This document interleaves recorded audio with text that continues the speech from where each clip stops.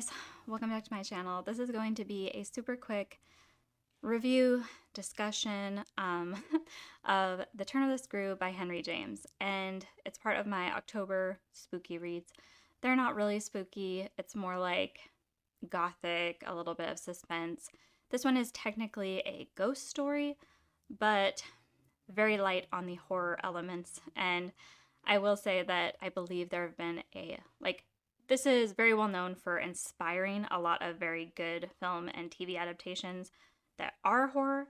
So if you really like it, I can say you probably want to check that out if you want the horror aspect, because this is not that. It's definitely more of a psychological exploration of what would happen if someone thought they were seeing ghosts, and then it's a kind of, is she or isn't she crazy? You know, is this in her mind or is it really happening? So that's where this book is going. I forgot how wordy this book is, and I don't mean that in a good way. Like, I obviously don't mind wordy books,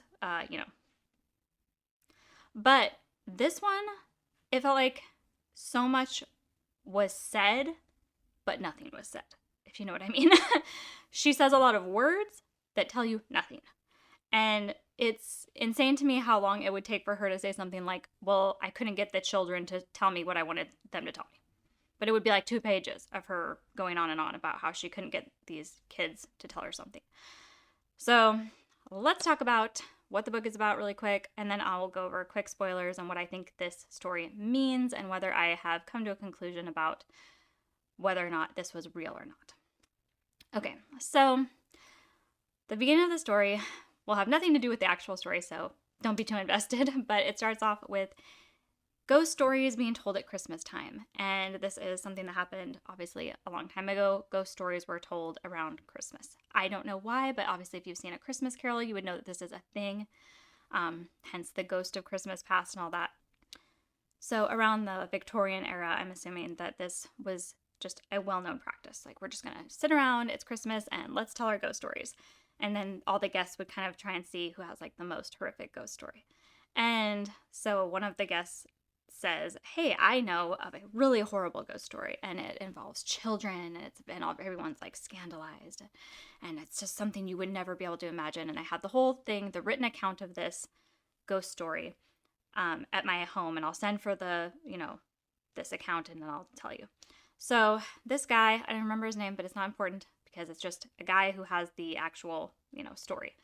And he goes and gets it, and he talks about how this was a woman that was a governess to his sister, I believe. She was 10 years older than him, but he kind of fell in love almost with her. She was just so wonderful and all this. And so you're led to believe that after all of the happenings in this story, that this woman lived on and was still a governess, which would be surprising if you know the ending. And that, she just continued on, but that she had written down this awful account of these things that had happened to her when she was a governess for these 2 children. So that ends the Christmas party scene. And now we're into the narrative. And I will say we go from a very straightforward, storytelling narrative. So we go from a very straightforward, storytelling narrative to a very convoluted, all of a sudden, very wordy. It's obviously a man talking in the beginning and then a woman. And I don't know if this is just how the author thinks men's brains are different than women's, but it all of a sudden is a very wordy. She's talking and she's going to use a lot of description, and it's going to be, a lot of her thoughts, and it's just a lot to say, not much. It's a lot of words to say, not a lot. And so she meets a man. She's the youngest of a bunch of kids, or the oldest. She's in a big family, but they're poor. She needs to become a governess to make money. And a guy comes to her with this offer that she's basically can't refuse because it's a lot of money.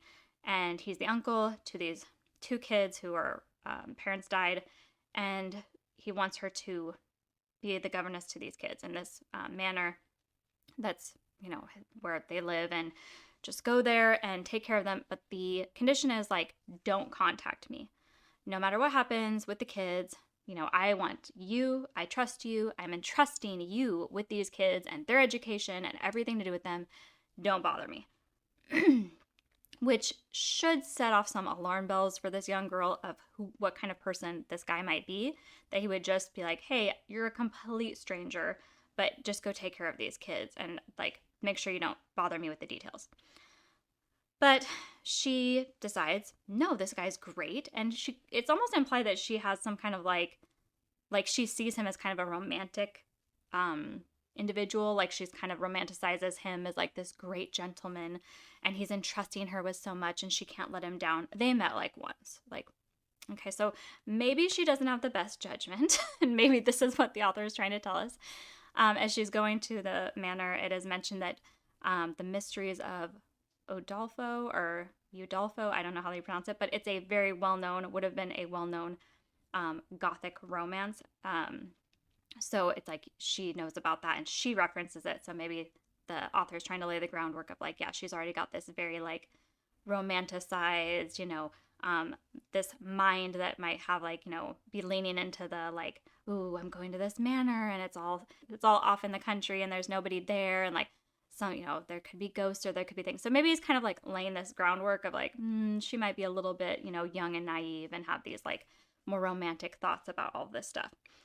So she gets there. There's just the housekeeper and there's servants there, but they're not mentioned by name. The housekeeper is Mrs. Gross, I believe. And then Flora is the little girl that she's supposed to take care of. And there's her brother Miles, who's at school at this point. And almost immediately, she's in love with the child, Flora. She thinks she's wonderful. And Flora and Miles, from the beginning, she's just like, they're wonderful, angelic, beautiful, just the best children that ever existed. And like words that like, I am a mother of 3 and I would never describe my children this way. I mean, angelic. I love my kids, but no. And she just, for not being a mom and being their governess, it's like she's very, very fixated on the beauty and the innocence and the specialness of these kids for some reason. So she starts, getting used to things at Bly, which is the name of the manor, I'm guessing. And she gets a letter very early on that Miles has been expelled from school. He's on his way back. He had a vacation anyway, so he was coming back to visit. But he will not be going back to school, and it is not referenced why. That he did something so bad, but he got kicked out. We never find out what that is. Miles kind of alludes to some things, but we never find out the whole truth. Be prepared to not find out the whole truth, because that's kind of what the author does, is just like give you a little breadcrumbs and you just make up what you want. So Miles returns, and shortly thereafter, the governess, she is not named. If you're like, oh, that sounds familiar. This is similar to Rebecca, where the main character has no name. She is just the narrator. She does not have a name. This is just the governess. Like, unfortunately, like I wish that they had given her some kind of, more character backstory, but this is a short story, so it is just the governess, just like the main character Rebecca is just always referred to as Mrs. De Winter. She has no name. So the governess is walking on the grounds by herself, kind of having some alone time, and she sees a strange man up on like a tower away from her, but like on their property. And she doesn't know who he is, but it strikes her that he's bad. There's something wrong. There's something not right about this individual, and that there's a sinister presence there. And she's very like, she's a woman by herself, so she kind of attributed it to like, I attribute it to like, I'm by myself and then I saw a strange man, and that's, it's not somebody who would work here. There's something about him that was wrong or off. And she goes and tells the housekeeper and describes this person to the housekeeper before the housekeeper tells her anything. And the housekeeper says, oh, I know that person. So she does have a description that she shouldn't know. So this is the first thing where you kind of like, okay, what's really going on? And that's like where the doubt comes into your mind of, is she seeing it or not? Because she does describe this person pretty detailed. And then the housekeeper says, oh, that's Peter Quint, but he's dead. Dun, dun, dun. There's the ghost. So this, like I said, it's not scary. It's just a straightforward, like, okay, she walked out, and it's not, it's very like wordy the way that she describes it, but she sees him, he sees her, they look at each other, and then he disappears, like, where she can't see him anymore, and it's done. So immediately the governess decides there's something sinister and Peter Quint is here for the children. He wants something to do with the children. And I think it's to contrast like the evil that she feels from the ghost with the innocence of the children that she feels very like protective of. And I get kind of like the themes of it, of what they're going for, but I felt like it was really weird how she just jumps to these conclusions that the ghosts are here for the kids, even though it's like she didn't have any, conversation or anything like that. It's just her assumptions are a lot of what drives the story. Like she just assumes things and then just goes. So throughout this, like her time there, then she's seen Peter Quint. She sees him again, and then she goes out with little Flora, the little girl, and she sees another ghost. And that was, so Peter Quint was a worker that, like a hired handyman guy. I don't remember if he was like in charge of anything, but he worked at Bly. And then she sees another ghost, and she asks the housekeeper about this ghost. And this one she doesn't describe in much detail, but she says, I think I know who it was. And the housekeeper says, oh, was it Miss Jessel, who was the former governess?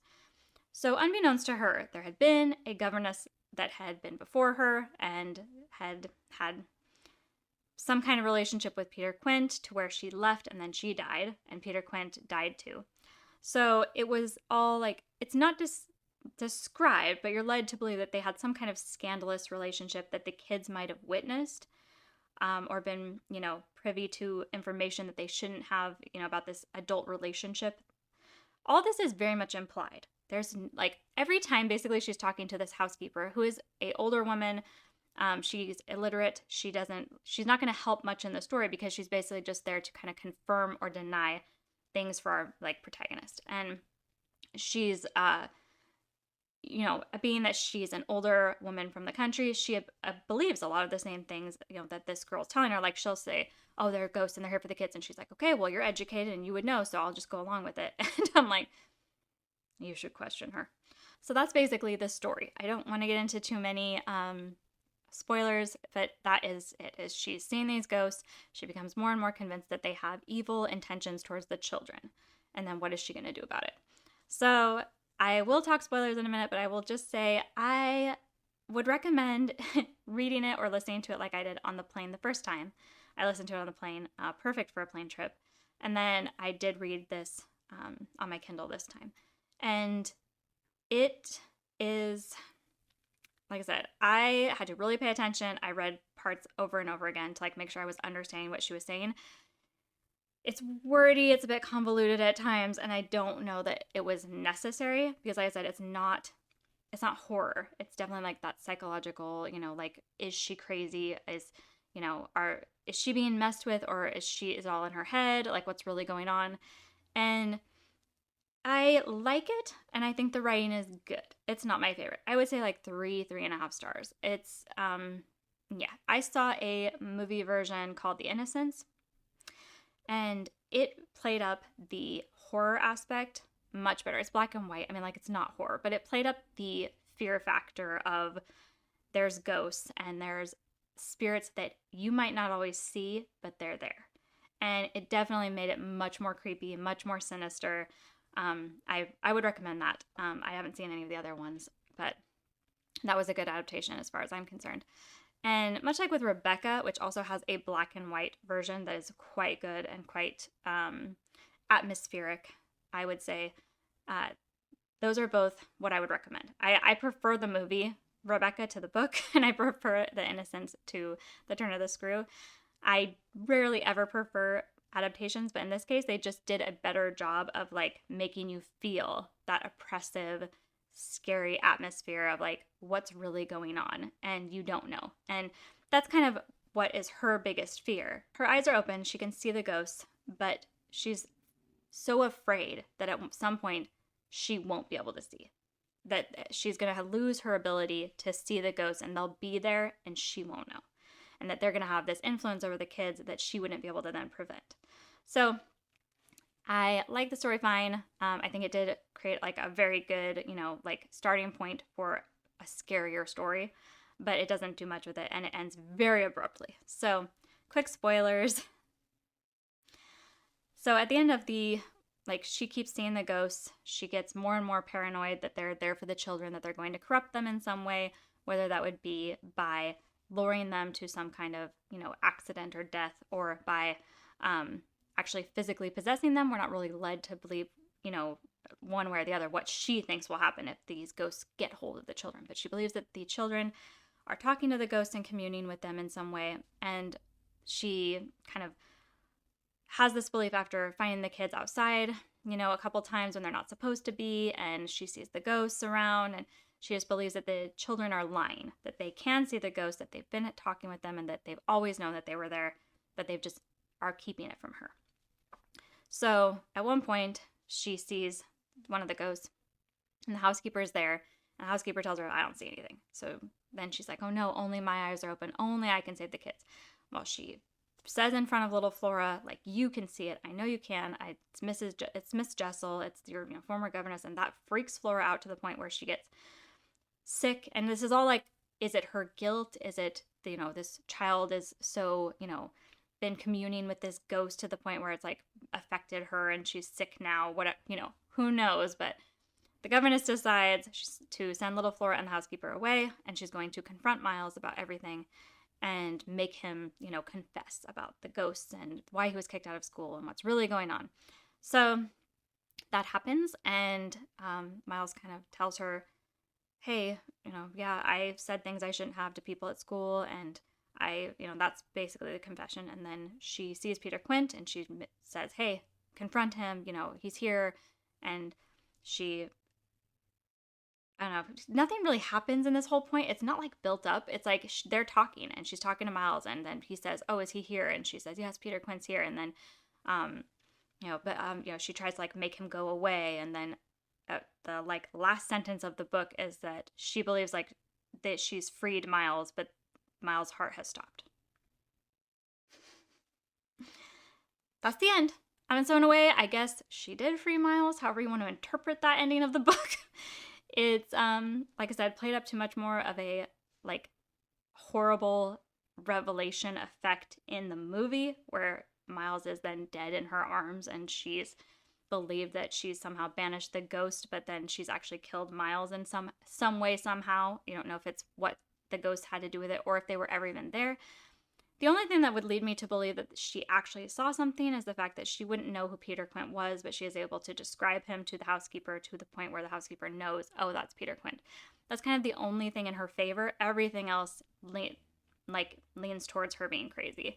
And I think she is quite an unreliable narrator because throughout all of this stuff, she's so like proud of the fact that she was chosen by their guardian, the uncle, to take over and take care of them, that she's like, I don't want to write to him for help. It would be admitting that, like, I can't do what he entrusted me with. And I'm like, you met this guy one time. Why do you care what he thinks? Also, these kids, if you think are about to be, destroyed by some supernatural entities, or, taken away or possessed, you should probably get some help.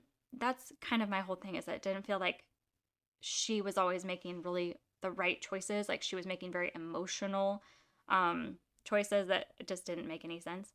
So it's okay. Like I said, very abrupt ending. We never go back to that Christmas party scene. It's just basically like, and here's Miles is dead. That's the end. Whether you think that's good or not, I don't know, but the ending to me, like, it's super abrupt. And I thought, oh, surely we'll go back to the party and that'll be the person, saying yes, and after, this is so sad, and that was such a horrible, but that, I don't know why they even have that party scene. You could cut out the whole thing and just start with her narrative from the beginning, and that would work too. So it's okay if you really like gothic stories, if you really like that atmosphere, I'd read it. It's not long. It will take you probably some time to get used to how it's written if you read a lot of modern stories, because it is very, very, like, descriptive, and it's hardly any dialogue. The dialogue consists of a few interactions with her and the housekeeper, and a few interactions with her and the kids, but it is mostly just her mind. And so if they don't like that, don't read it. But I would say it's fun for October. I am glad I read it again, and I would recommend, but I would say if you aren't sure, check out the movie adaptation, because I do think it's actually pretty good. And for a black and white film, I I think it was effective. So that's my thoughts on The Turn of the Screw by Henry James. And I am working on Lois the Witch by Elizabeth Gaskell right now, and then I'll have that review up hopefully soon. But I'm going to try and get to all of my spooky gothic stories for November. I'm hoping to release my last one on Halloween. So wish me luck. Let me know what you're reading in the comments, and I'll talk to you guys again soon.